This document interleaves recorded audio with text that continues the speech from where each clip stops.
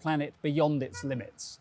We'll begin with a dual dialogue with Rob Williams, Chief Executive of the War Child charity, and Marcus Mumford, Global Ambassador for War Child, on conflict, mental health, and the long-term impact of war on children. That's followed by a keynote interview with Henna Vekkunen, Executive Vice President of the European Commission on Technological Sovereignty, Security and Democracy. And later, we'll explore rethinking growth, value and innovation for a sustainable world, before turning to one of the central tensions of this decade in our panel asking, can the world decarbonise while digitising? We'll also hear the FT editorial view with Gideon Rachman, with his update on the temperature of geopolitical tensions and reaction to President Trump's visit to Davos, before closing the programme with a keynote conversation with Andrew Forrest, Chairman of Fortescue, on energy, resources and global responsibility. As Davos wraps up, we'll reflect on what's likely to endure beyond this week and what may already be fading. That's what to look out for on our final day. Let's begin.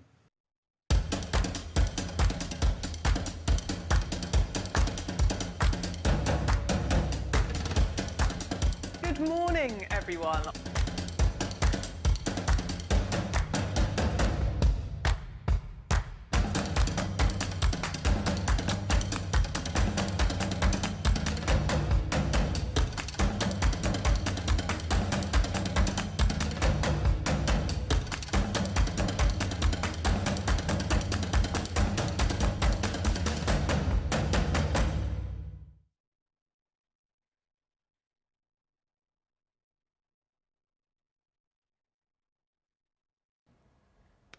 Hello and welcome to our next session, which is going to centre on a word that you hear a lot at Davos: risk. The risks that businesses and companies face are clearly very large and very pressing. However, there's another enduring risk, and that's the one that is faced by millions of children who have to endure conflict and war. And it's a problem that is growing actually really quite fast as the number of conflicts around the world increases and we see quite sharp cuts in foreign aid.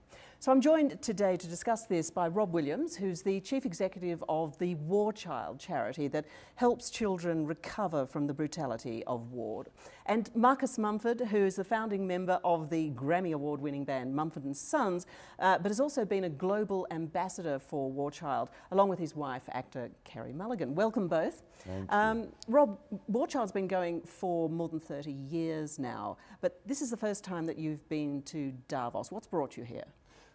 Well, we're at a particular place in our history and the history of the humanitarian movement, to be honest.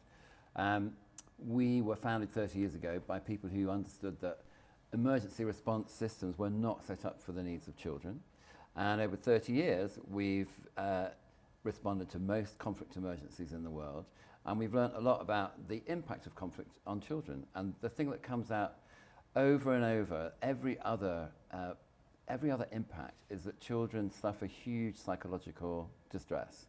So the experience of being in Syria or in a place like Gaza is constant fear at a level which most children would not experience anywhere in the world.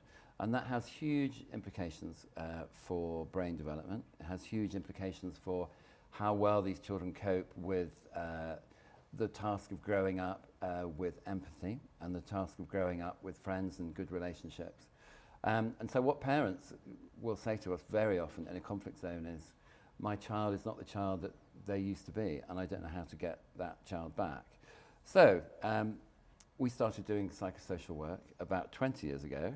And 10 years ago, we decided we really need to prove that this stuff works, because it was proving hard to get donors to invest in psychosocial response. So we hired a bunch of researchers, and we didn't just go for before and after evidence. We went for randomized controlled trials. You know, the clinical level of evidence that you need to prove whether a drug works. We wanted to prove whether our psychosocial methodologies were actually delivering a really strong impact. 10 years later, $22 million later of research and investment, we have the best evidenced methodologies for helping really large numbers of children achieve significant psychological recovery at a relatively low cost. So in other words, we're ready to come to Davos and say this is a very investable model. There are 520 million children affected by conflict. We can't afford for them to grow up with huge psychological distress. And we're now ready to say we do know how to solve that problem. We have some very low-cost solutions. And it's a big idea to create a humanitarian system that can actually do psychosocial response at scale for every child that needs it. And we thought Davos is the place for big ideas. So we've come. Right, right. So you're basically trying to speak to people who will support you financially. Yeah, our task really is to make sure that every NGO, every response that turns up in a refugee camp has the ability to do really good quality psychosocial work. Just as now we all know how to do water and sanitation, we all know how to do food distribution, the sector needs to learn how to do psychosocial recovery, because that's the missing thing for any population. Yeah, and initially I suppose people had to be trained in what was the best food distribution program or what was the best water availability program, and now you're saying the same needs to be done for mental health for children. Yeah, exactly. I'm quite old, so I was part of the sector learning how to do water and sanitation in remote camps and how to do food distribution safely. This is the last final remaining hurdle that the system needs to get over, is how to look at the psychological part of a conflict. Because if we don't, we will have 500 million children who struggle into the future without the psychological recovery they clearly need. Yeah, yeah. And Marcus, you've been an ambassador for War Child since 2014. What led you, and Kerry, in fact, your wife, you both joined then, I think. What led you to do that?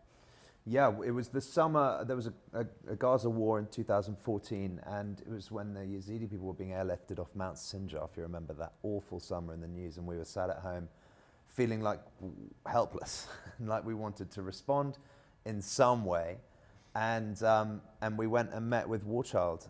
Kerry went on her first trip to the Democratic Republic of Congo to see the work in country, and I went to Zaatari refugee camp in Jordan on the Syrian border, and we both got asked to be ambassadors and have been ambassadors ever since. Yeah, yeah.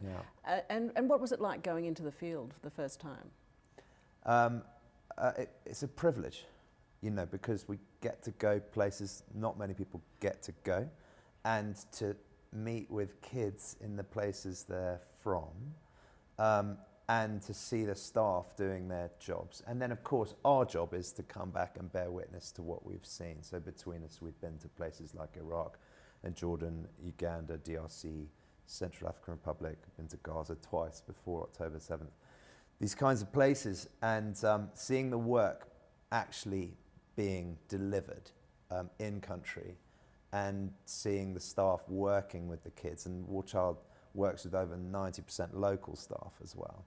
And seeing these mental health and psychosocial support programs being delivered for kids in the places they're from is incredibly impactful. And then, of course, our job is to come back and tell people about it. Yeah, yeah, yeah.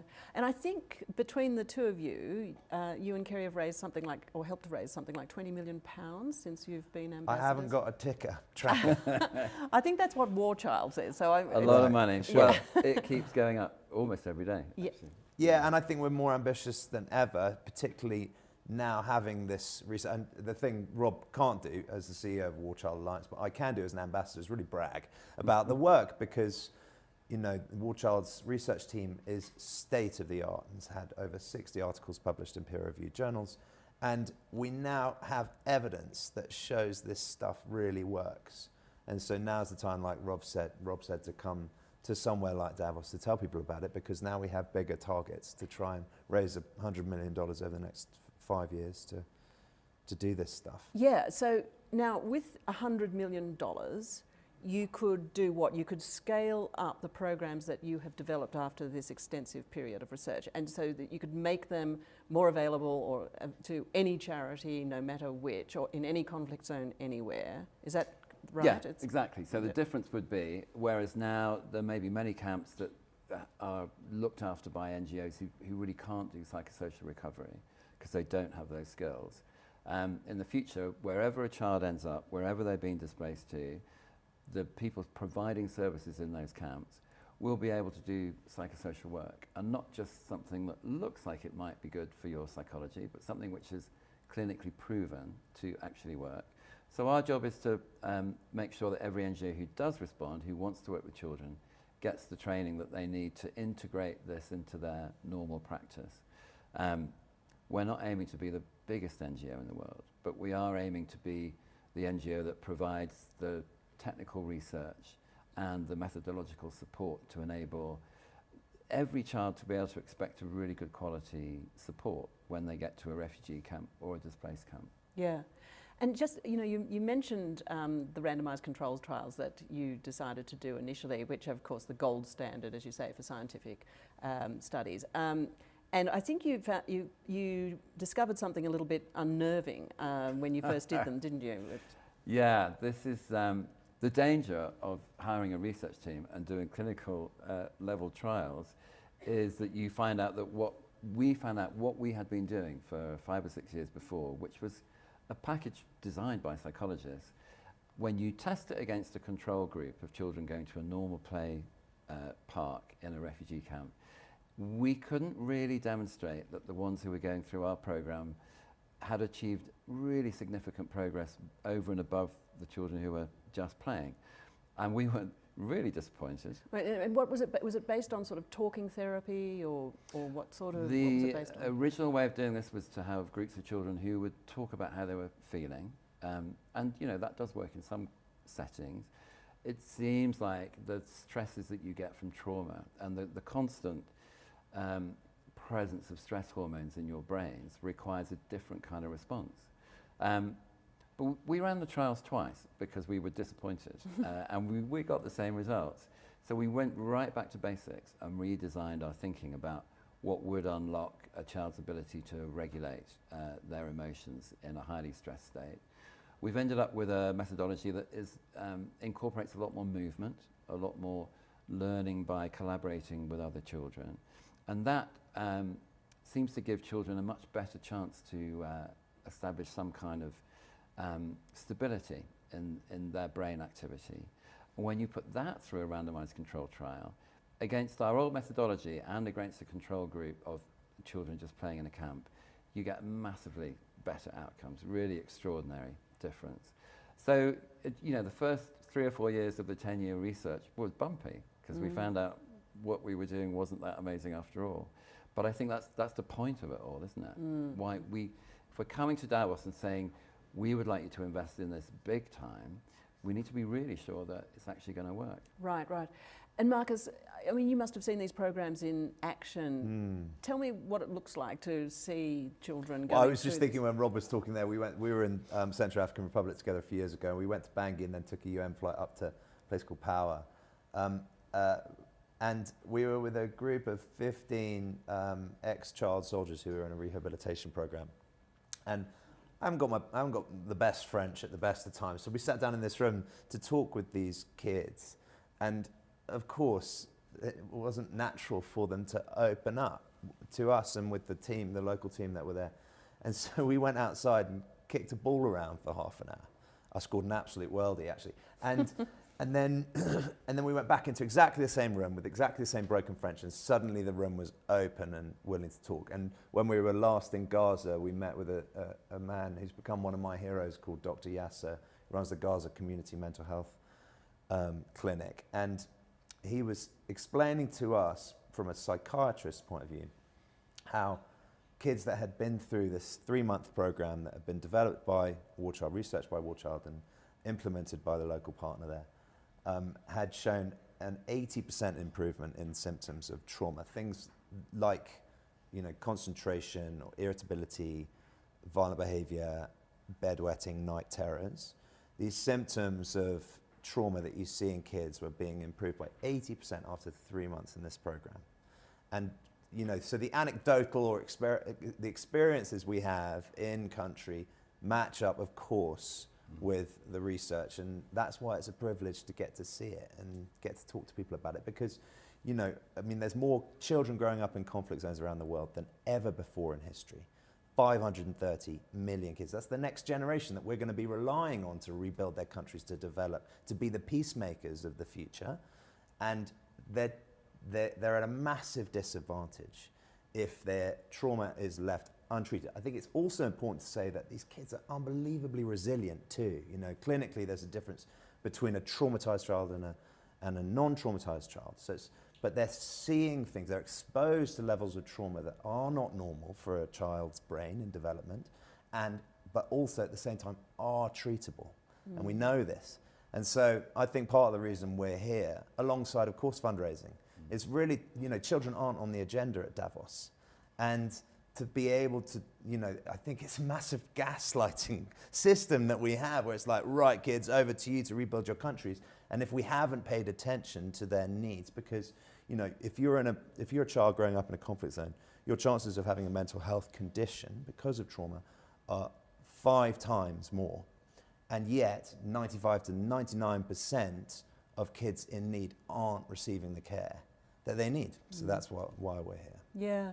I mean, I suppose, you know, people who are not at all familiar with the area might think, well, you know, I mean, there must be a level of resilience that is that comes to bear when people have been through this sorts of trauma, and to some extent that must be right. Is it not? I mean, people, you know, kids who have survived, to some extent, do they develop a level of resilience that is kind of helpful in later life, but needs to be developed at a certain age? And in other words, do you need intervention to ensure that anything remotely positive that comes out of a terrible experience psychologists like would tell you that all brains are different, and that there's a difference between the act and the impact. So you and I might experience the same traumatic event, but our brains will process it differently, and the impact on our brains respectively will be really different. And you and I would probably have access to pretty good psychological care should we need that. And what we're saying is the kids in conflict zones around the world don't have any access. Yeah. Yeah, and of course you're not just seeing child soldiers, you're seeing children from all sorts of backgrounds who've been through all sorts of experiences. Talk to me about some of the children you've seen in other countries and what they've been through, who perhaps weren't child soldiers, but were in fact just affected by the whole panoply of horrors that and war you meet inflicts. kids who, you know, are activated by hearing an alarm system because, you know, in Ukraine in their school that might be 80 meters under the ground, they're hearing alarm systems all the time, or they've been displaced multiple times, or they've witnessed violence or experienced sexual violence, or just been living in fear of these things for a long time. What that does to the stress hormones in a brain, especially a developing brain, you know, stress hormones are supposed to be released for fight, flight, or freeze, right? Those are the 3 Fs. And when cortisol and adrenaline are released for those heightened stress periods, it really can do damage to a developing brain. But we also know it's treatable, right? And I'm not a doctor. This is what doctors... I've spent more time around child psychologists than I'd actually like to. But this is what they tell us, this is what the research shows. And we just think every child deserves a chance at recovery from those things. Yeah. And then when it comes to the pitch to people here this week, how are you talking about the impact of each dollar that is donated and what it can achieve?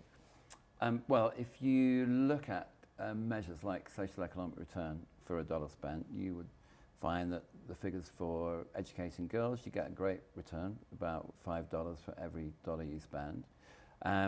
When you talk about the rate of return for a dollar spent on mental health of adolescents, you can easily get up to a $10 return. In fact, the only kind of return that is even bigger is early years education and development, where you get up to $13 for a dollar spent. So, you know, in purely financial terms, and we are in Davos, right? So why not? It's a great investment. In terms of future stability, I mean, for a generation of children who have grown up in, let's say, Syria, for example, with constant fear and a lot of displacement, the future of that country really does rest on this generation's ability to resolve disagreements through compromise instead of conflict, to raise their children in a way that has empathy and responsiveness in it. And that requires them to have mastered the art of understanding their own experience and not be dominated by it, and to therefore become the kind of parents and the kind of citizens that can build a peaceful community. I mean, so the impact on the rest of the world and on the companies who are in Davos and looking at emerging markets as being the place where they can get growth, that won't happen if that generation is not able to peacefully develop their own economies so that they can provide the economic growth that we're all looking for.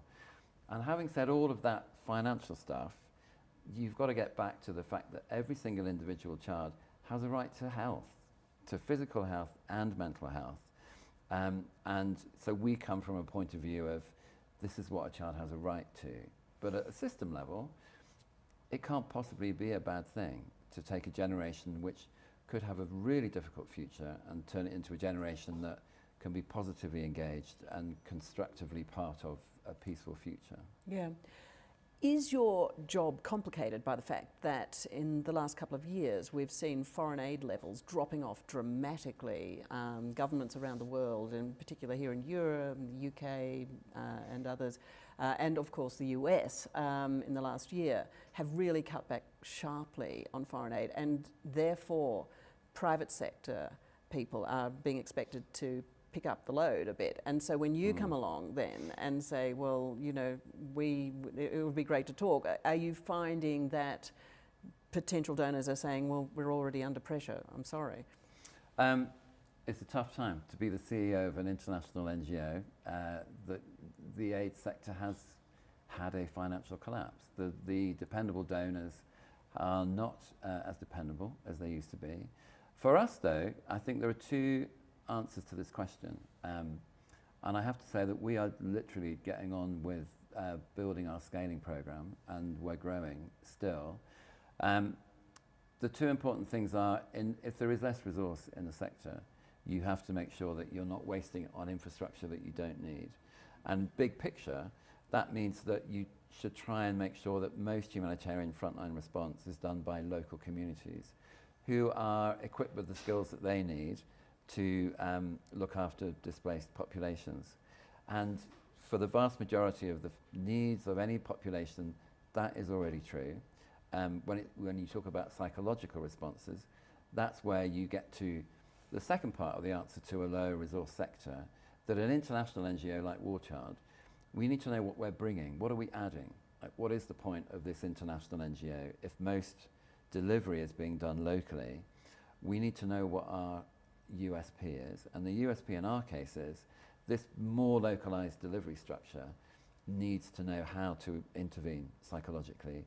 And our methodologies are very effective and very quickly scaled. If you have between 1 and 2 weeks of training, depending on what methodology it is, you can faithfully deliver the activities and activations and get that very predictable outcome in terms of psychological. So there is less resource in the sector, and I think if you're a company looking at what you could do and you see a methodology that is absolutely evidence-based, it's a good thing to go for, and maybe move investment away from things which might have looked good in the past but can't be proven to have that much of an impact. Marcus, I want to ask you, you know, a lot of musicians, celebrities become ambassadors for charities. They tend to not last for as long as you and Kerry have with said charity. There's sometimes quite a bit of shifting around. I'm just wondering what has led you to stick with War Child for as long as you have? Well, I'm not going to sit here and throw shade at all the celebrities, but go on, it's all right. But I think Kerry and I made a pretty conscious decision based on an area of shared interest for the two of us to really invest in one organisation. So we don't work with loads. We focus most of our attention on War Child, which, you know, I find it hard sometimes watching people get up and advocate for things that, you know, you can kind of tell they haven't spent much time thinking about or learning about. And I think it's our job as ambassadors to try to keep learning, keep going to visit projects, keep meeting with staff, keep understanding values. Yeah, that's just for us how we've found we've wanted to do ambassadorship. Also, you know, things are changing all the time, and you know, if you're in one area of interest and the needs change, you might jump ship to another. This has been a consistent need. You know, when we started working with War Child in 2014, it felt desperate then, and since then, of course, it's got worse for children in conflict zones across the world, and the outlook is not good. And so the need has only increased since we started working with War Child, and so yeah, we want to keep doing the work. Yeah.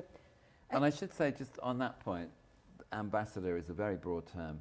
Carey and Marcus are more collaborators. They are co-creators of this part of the system that War Child is in the middle of building.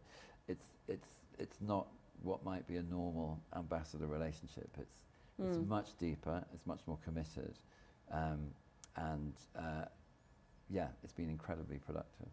And you don't tend to visit as a couple when you go to conflict Yeah, not zones like it's the royal family and we have to fly on separate planes or anything. But yeah, no, we tend to take it in turns mostly because of childcare. Yeah. Right, okay. Because you've got, I think, 3 children? Yeah, yeah. Right. I mean, it is I've actually heard Carey talking about the concerns that parents have in a place like the UK when it comes to their children's mental health, and you know what parents naturally worry about. And then when you put the concerns of parents here or in Europe up against parents in conflict zones, it's an entirely different menu of concerns and worries. And I wonder, is it sometimes when you come back from a conflict zone and you're confronted with, you know, the sort of concerns that people have in the UK, is there an adjustment to be made as a parent? No, I don't think so. I think comparison isn't helpful. Because, you know, minimizing people's problems wherever they are it doesn't feel functionally productive to me. But, you know, I think as humans, and certainly what we continue to see when we talk with donors and other NGOs or leaders is this sense of optimism around moral imagination. I still believe that humans want, at a basic level, other humans to do well. So I don't think it has to be and or. We certainly believe in all the wonderful local NGOs around where we live and great projects around us, and this innate, I think, human nature. I'm an optimist, not a pessimist, and but I think, of course, you come home and you look at your kids and you imagine, you know, just by chance you were born here and not here. It doesn't feel like justice to me for these people to be ignored, especially on a global stage, when their needs are so obvious, and so that's why I believe in advocacy. Yeah. But I think comparison is not helpful. No, well, I wonder though, do the experiences that you have in these conflict zones ever inform any of your music, your songwriting, or any of your artistic? Yes, certainly. I came back we were just outside Mosul a few years ago in Iraq, and had sat on, you know, the concrete floor of a UN tent in a refugee camp with a family that had just escaped over the rooftops and along the river out while the battle for Mosul was ongoing, and talked to us about their experience of leaving. And I wrote a song in response to that. It's called Delta, with the band. You know, it's hard sometimes to put a lot of this stuff into words, and songs feel pretty trivial when you come home from some of these trips. But at the same time, you know, that we were able to connect on a human level and honestly receive hospitality from this family that had nothing.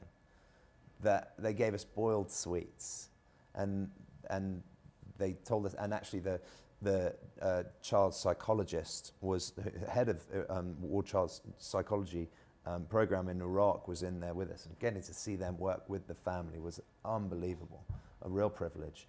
And they sat and told us their story while we shared boiled sweets.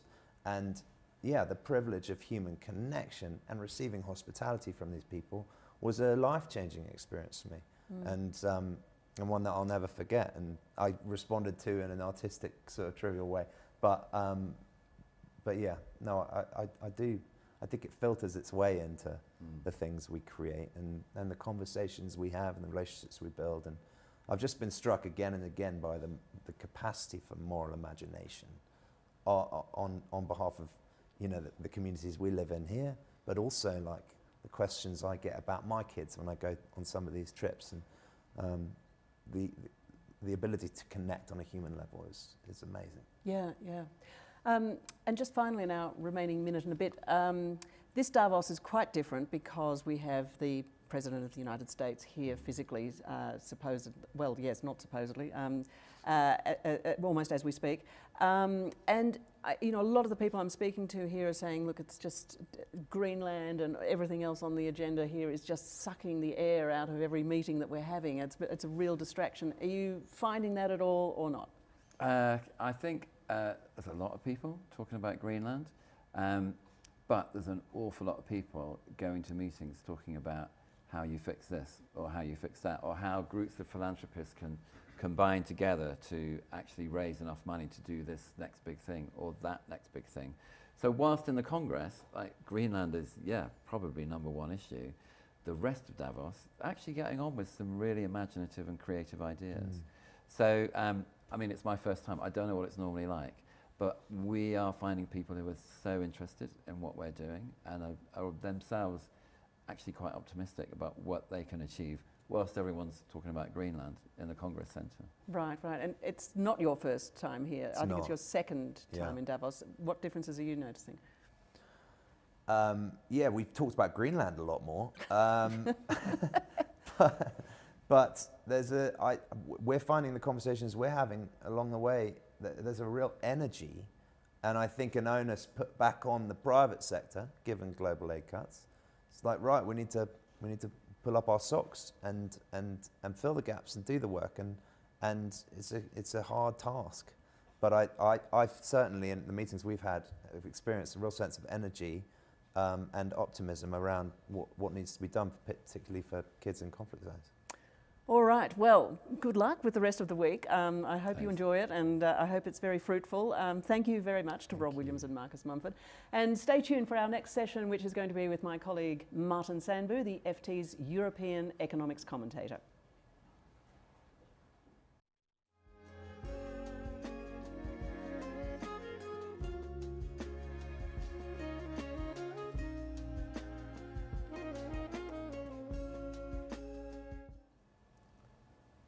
Welcome back to FT Live, to you directly from Davos in Switzerland and the World Economic Forum annual meetings. I'm Martin Sandbu, the FT's European economics commentator. These annual meetings of the World Economic Forum have very much been under the sign of